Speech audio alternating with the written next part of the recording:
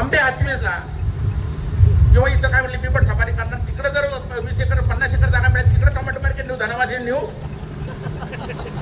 1 रुपयाने मिळते म्हणून.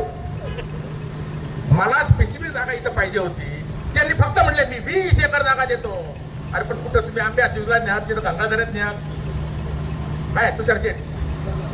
आता येडगावला मी तयार, तिथं पत्र दिलं त्यांनी, तुमचं आले गुलाब शेठ.